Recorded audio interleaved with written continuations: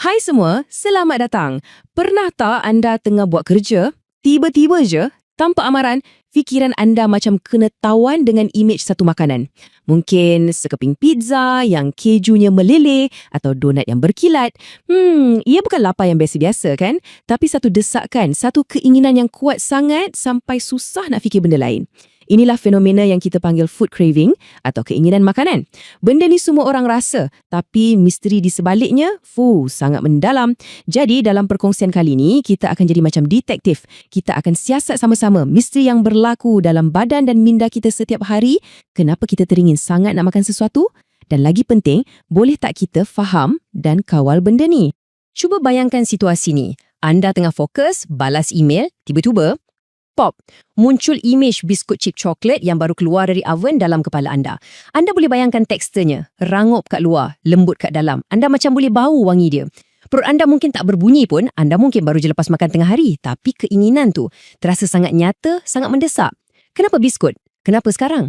Adakah ini tanda kita lemah atau ada sesuatu yang jauh lebih kompleks sedang berlaku? Soalan-soalan inilah yang akan jadi teras siasatan kita. Jom kita bongkar satu persatu lapisan sains di sebalik keinginan yang nampak remeh ni. Okey, ini dia peta siasatan kita untuk hari ni. Mula-mula, kita akan tengok suspek yang paling ketara, otak kita dan sistem ganjaran purba yang tersembunyi di dalamnya. Lepas tu, kita akan selam lebih dalam ke satu tempat yang tak disangka-sangka iaitu perut kita. Dan kita akan bongkar pengaruh rahsia trilion hidupan kecil di dalamnya. Seterusnya, kita akan luaskan lagi siasatan kita untuk tengok kuasa-kuasa halimunan macam hormon, emosi dan juga tabiat harian kita. Dan yang terakhir, bila kita dah kumpul semua bukti, kita akan siapkan diri dengan satu set alatan detektif untuk kita uruskan, bukan lawan, keinginan ni. Baiklah, jom kita mulakan siasatan kita di bilik kawalan utama, otak manusia. Jauh di dalam struktur otak kita, ada satu litar yang sangat-sangat lama dan berkuasa, yang dikenali sebagai sistem ganjaran. Sistem ni dah berevolusi berjuta-juta tahun lamanya, semata-mata untuk pastikan kita terus hidup. Dialah yang suruh kita cari makan, cari air, cari pasangan. Tapi, dalam dunia moden yang penuh dengan makanan yang sengaja direka untuk jadi sedap gila, sistem purba inilah yang jadi dalang utama di sebalik keinginan kita yang meluap-luap. Okey, mari kita kenal dengan watak utamanya. Dopamin. Ramai orang salah faham ingat dopamin ni molekul keseronokan semata-mata. Tapi sebenarnya peranan dia lebih kepada motivasi dan pengukuhan. Bayangkan dopamin ni macam penanda neon dalam otak anda. Bila anda buat sesuatu yang penting untuk hidup, macam makan makanan tinggi kalori, otak anda akan lepaskan dopamin. Pelepasan ni tak semestinya buat anda happy, tapi ia hantar satu mesej yang sangat jelas kepada otak. Oi, benda ni penting. Ingat apa kau baru buat ni dan ulang balik lain kali. Inilah cara otak kita belajar dan membina tabiat. Dan dari sinilah kitaran tu bermula. Setiap kali anda makan biskut chip coklat tu dan rasa lonjakan dopamin, otak anda bukan sahaja tengah menikmati saat tu, tapi ia juga sedang belajar. Ia sedang membina satu jambatan yang kuat antara isyarat, contohnya nampak biskut, tindakan, makan biskut, dan ganjaran, rasa puas. Katalah anda selalu makan aiskrim sambil layan siri kegemaran anda lepas penat balik kerja. Lama-kelamaan, otak anda akan kaitkan isyarat penat kerja dan tengok TV dengan ganjaran aiskrim. Akhirnya, anda tak perlu pun nampak aiskrim tu depan mata. Cukup sekadar duduk atas sofa dan buka TV, otak anda secara automatik akan menjerit, mana aiskrim aku? Inilah asas macam mana tabiat dan keinginan kita terbentuk. Sekarang, cuba bayangkan kalau ada makanan yang sengaja direka untuk hack sistem dopamin kita ni. Inilah realiti makanan hyperlazat. Makanan ni bukan datang dari alam semula jadi tau. Ini hasil kejuruteraan makanan. Saintis makanan dah kaji dan jumpa apa yang dipanggil titik nikmat atau bliss point, iaitu tahap kemanisan, kemasinan atau kelemakan yang paling sempurna untuk cetuskan pelepasan dopamin yang paling maksimum. Gabungan ketiga-tiga elemen ni dalam satu makanan jarang sangat kita jumpa secara semula jadi. Jadi otak purba kita anggap ia sebagai sumber tenaga yang luar biasa berharga dan dia akan suruh kita makan sebanyak yang mungkin. Jom kita tengok contoh-contoh ni. Keripik kentang contohnya gabungan lemak dan garam. Tapi ia ada satu lagi ciri licik yang dipanggil vanishing caloric density. Maksudnya, ia cair dalam mulut dengan cepat. Ini menipu otak kita untuk fikir yang kita tak makan banyak kalori, jadi kita pun terus makan dan makan. Pizza pula gabungan yang sempurna. Lemak dari keju, gula dari sos tomato dan garam dalam dough dan topping. Setiap satu makanan ni direka untuk bagi ganjaran dopamin yang begitu besar sampai ia boleh mengatasi isyarat kenyang semula jadi badan kita.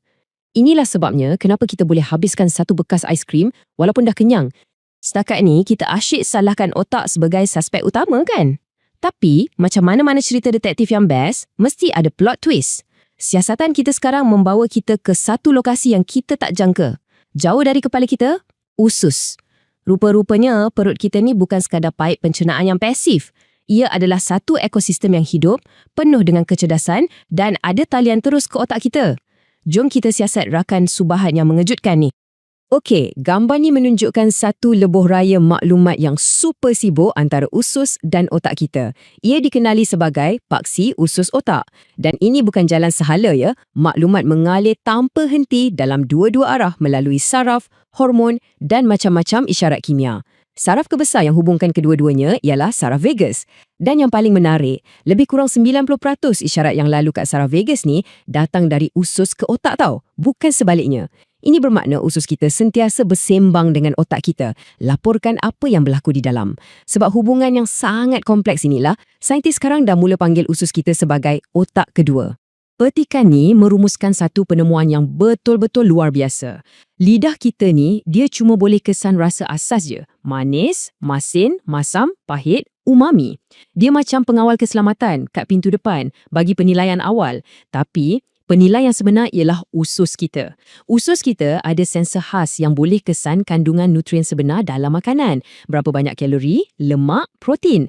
Ada satu kajian klasik, diorang guna tikus yang tak boleh rasa manis. Tapi, tikus ni tetap pilih air gula berbanding air biasa. Kenapa? Sebab usus diorang kesan kalori dalam gula tu dan hantar isyarat ganjaran ke otak walaupun lidah tak dapat rasa apa-apa.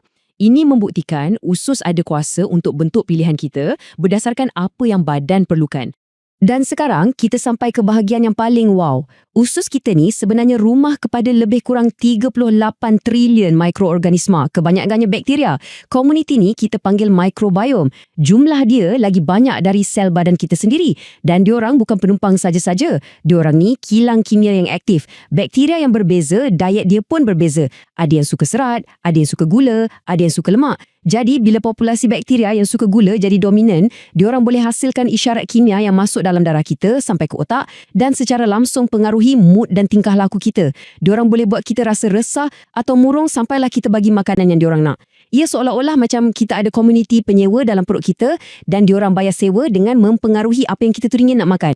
Okey, kita dah tengok peranan otak dan usus. Sekarang, jom kita zoom out sikit dan tengok gambaran yang lebih besar. Keinginan makanan ni jarang sekali berlaku sendirian. Ia selalunya dicetuskan oleh satu jaringan yang kompleks, melibatkan hormon yang tak stabil, emosi yang bergelora dan juga isyarat-isyarat dari persekitaran yang kita mungkin tak perasan pun. Inilah dia, pencetus-pencetus yang menarik tali di sebalik tabir. Mari kita kenal dua hormon utama yang kawal selera makan kita, ghrelin dan leptin. Banyakkan diorang ni tengah main jongkang-jongkit sepanjang hari. Ghrelin yang banyak dihasilkan dalam perut ialah hormon lapar. Bila perut kosong, paras ghrelin naik dan dia hantar isyarat kuat ke otak yang bunyinya macam, "Weh, masa untuk makan." Lepas kita makan, sel-sel lemah kita pula akan lepaskan leptin, hormon kenyang, yang beritahu otak, "Okey, cukuplah tu, tenaga dah ada." Kalau kita sihat, sistem ni berfungsi dengan cantik sekali untuk kekalkan keseimbangan tenaga. Jadi, apa jadi kalau jongkang-jongkit ni rosak? Salah satu sabotaj terbesar kepada sistem ni ialah tak cukup tidur. Banyak kajian dah tunjukkan, walaupun satu malam je tak cukup tidur, keseimbangan ni boleh jadi tunggang langgang. Paras ghrelin akan melonjak naik, buat kita rasa lebih lapar dari biasa. Pada masa yang sama, paras leptin tu dah jatuh. Jadi, isyarat kenyang tu jadi makin perlahan. Tapi bukan tu je. Tak cukup tidur juga kacau bahagian otak yang buat keputusan rasional dan kawal impuls. Jadi, anda bukan saja lebih lapar secara biologi, tapi anda juga kurang kuasa nak lawan godaan. Inilah resepi paling sempurna untuk teringin makan makanan ringan tak tentu pasal keesokan harinya. Selain hormon, emosi dan persekitaran kita pun main peranan yang besar. Bila kita stres, badan kita lepaskan kortisol, hormon stres. Kortisol ni suruh badan kita bersedia hadapi ancaman dan salah satu caranya ialah dengan cari sumber tenaga yang cepat dan padat, iaitu makanan manis, masin dan berlemak. Perasaan macam sedih atau bosan pun boleh cetuskan makan secara emosi, di mana kita guna makanan bukan untuk isi perut, tapi untuk isi kekosongan emosi. Dan jangan lupa kuasa isyarat luaran, bau roti yang baru dibakar dari kedai bakery, iklan pizza kat TV atau tabiat yang dah sebati macam makan popcorn kat panggung wayang. Semua ni adalah pemicu kuat yang boleh cipta keinginan entah dari mana, walaupun kita tak lapar secara fizikal pun. Baik, kita dah kumpul semua bukti, kita dah faham peranan otak, usus, hormon dan emosi. Siasatan kita ni dah tunjukkan betapa kompleksnya keinginan makanan. Sekarang, tibalah masanya untuk bahagian yang paling penting. Apa yang boleh kita buat? Matlamat kita kat sini bukanlah untuk berperang dengan badan kita. Matlamatnya adalah untuk jadi detektif yang lebih bijak terhadap isyarat-isyarat badan kita sendiri. Jom, kita buka kit peralatan kita. Ini adalah 5 strategi asas yang disokong oleh semua benda yang kita dah belajar tadi. Pertama, minum air dulu. Bahagian otak yang kawal lapar dan dahaga, hipotalamus, kadang-kadang boleh keliru. Jadi sebelum capai snack, cuba minum segelas air dan tunggu 15 minit. Kedua, utamakan tidur. Ini cara paling berkesan untuk reset balik jongkang-jongket grelin dan leptin anda. Ketiga, urus stres. Cari cara lain untuk dapatkan rasa seronok tanpa makanan. Pergi berjalan, dengar muzik atau sembang dengan kawan. Keempat, jangan skip makan. Bila gula dalam darah jatuh mendadak, badan akan panik dan cetuskan keinginan kuat untuk benda manis. Makan secara teratur boleh stabilkan benda ni. Dan kelima, yang paling penting, amalkan kesedaran. Bila keinginan tu datang, berhenti sekejap, tarik nafas, tanya diri sendiri, apa aku rasa sekarang ni? Aku betul-betul lapar ke? Atau aku bosan, stres, sedih? Tindakan berhenti sekejap ni akan wujudkan satu ruang antara pencetus dan tindak balas. Dan dalam ruang itulah letaknya kuasa pilihan anda. Penting sangat untuk kita ingat benda ni. Keinginan makanan adalah sebahagian dari pengalaman menjadi manusia. Ia bukan tanda kelemahan atau kegagalan. Ia adalah isyarat biologi yang kompleks. Matlawat kita bukan untuk jadi manusia yang tak pernah teringin nak makan coklat. Itu tak realistik. Sebaliknya, matlamat kita adalah untuk ubah hubungan kita dengan keinginan tu. Daripada jadi hamba kepadanya, kita belajar untuk jadi pemerhati yang ingin tahu. Kita belajar untuk tanya, apa yang keinginan ni cuba beritahu aku. Kadang-kadang ia beritahu kita yang kita lapar. Kadang-kadang ia beritahu kita yang kita tak cukup tidur, atau stres, atau cuma perlukan segelas air. Pemahaman inilah yang bagi kita kuasa sebenar. Kita dah lalui satu perjalanan yang panjang kan? Dari litar dopamin dalam otak, ke community bakteria dalam usus, sampailah ke tarian hormon dan emosi kita. Sekarang, dengan pemahaman yang lebih mendalam ni, juga ambil masa sekejap untuk fikir. Daripada semua pencetus yang kita dah bincangkan, stres, tak cukup tidur, tabiat, isyarat sekeliling, yang mana satu paling kena dengan anda? Apakah satu langkah kecil, satu perubahan yang anda boleh mulakan hari ini untuk jadi detektif yang lebih baik bagi badan anda sendiri? Ingat, perjalanan ni bukan tentang kesempurnaan, ia tentang kesedaran, dan kesedaran adalah langkah pertama ke arah penguasaan.